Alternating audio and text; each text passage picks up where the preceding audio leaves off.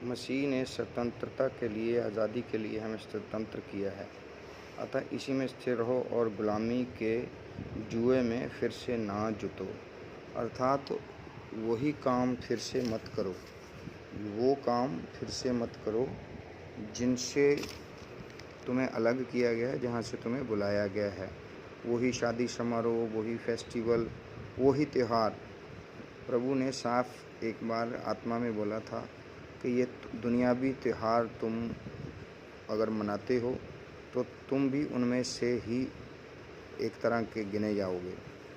अर्थात हम जो दुनिया कर रही है वो नहीं कर सकते, क्योंकि तुम नए बनाए गए हो। अगर तुम करोगे तो तुम पुराने हो जाओगे, तुम वहीं पहुंचोगे, तुम उन चीज़ों को खींचोगे जिन्हें तुम छोड़कर आए हो। अगर तुम नए हो तो तुम उन चीज़ों में बिल्कुल नहीं जाओगे, तुम्हारा आत्मा तुम्हें अगुवाई नहीं करेगा। जैसे रीति रिवाज हैं, जैसे धागे बांधना, गले में वो चीज़ें डालना, या शुभ अशुभ मुहूर्त देखना, यहाँ तक कि तुम प्रेडिक्शन, डेट ऑफ बर्थ की प्रेडिक्शन, कई मसीह लोग हैं बर्थ की अपनी डेट ऑफ बर्थ डालकर इंटरनेट के ऊपर खोज करते रहते हैं कि फ़लाँ डेट को जन्मा है, ये तारीख को जन्मा है। क्योंकि प्रभु ने तुम्हें स्वतंत्र किया है।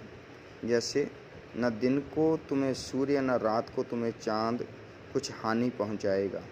दिन के ऊपर राज करने के लिए उसने सूर्य को ठहराया है, और रात के ऊपर राज्य करने के लिए उसने चाँद को ठहराया है। अर्थात तुम्हें ग्रहों की चाल, तुम्हें अपनी डेट ऑफ बर्थ का शगुन अपशगुन और मुहूर्त देखने का कोई तात्पर्य नहीं है, कोई अर्थ ही नहीं बनता।